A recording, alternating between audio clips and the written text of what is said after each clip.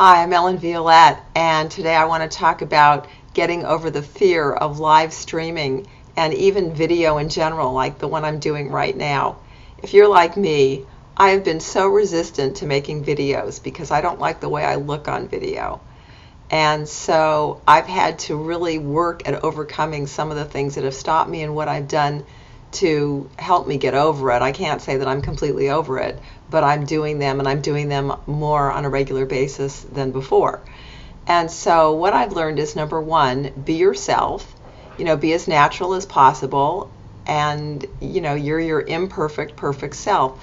So there are things about me, that I don't like the way I look, okay? Just like everybody else. It's not my general look, but maybe it's, I'm having a bad hair day, or maybe, my teeth aren't perfectly straight. There are some other things I won't even go into because my husband tells me nobody notices but me. So that's the thing, we're the most critical of ourselves. And so what you have to do, though, is remember that people want to deal with people they know, like, and trust. And when you're your authentic self, people feel like they're knowing the real you. They know what they're getting. And they're going to be much more apt to want to work with you. So it's so ironic that the fear that you're not going to be good enough or you're not going to look perfect actually comes back to bite you if you focus on that fear, because then that's what you project, and then people don't want to deal with you. So you want to be your authentic self.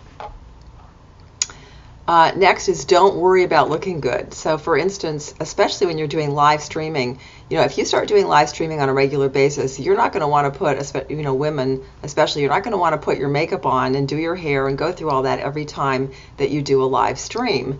And the thing about live streaming is that it is raw, it is unrehearsed.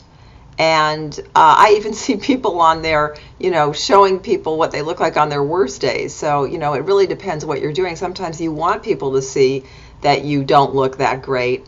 But, if you're doing tips, if you're doing something where you're giving information and, you're being the thought leader that you are, then in those cases, you don't want to look like a wreck. But again, just don't worry about being perfect, okay? The thing is, you don't want to give up spontaneity in exchange for the right look. And the thing about live streaming is people want to get in on your life. So, you might be in a store somewhere sharing something. You might be, there might be kids running through the house. There might be things going on that, make you a little bit crazy. But I'll get into that in number 3. But the main thing is, don't worry about looking good. And also just know that people expect it to be raw.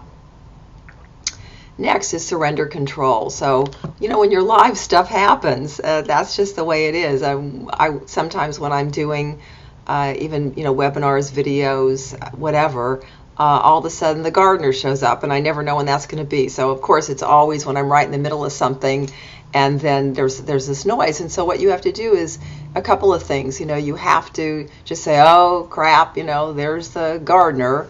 Or, I didn't expect that. Oh, do you hear that in the background? Okay, and then it's like you acknowledge it and then you just keep going. So, you don't let people get all freaked out about it. The other thing is, if you make a mistake, don't dwell on it. Just keep going. If you need to acknowledge it for some reason, then do that and then move on. Okay.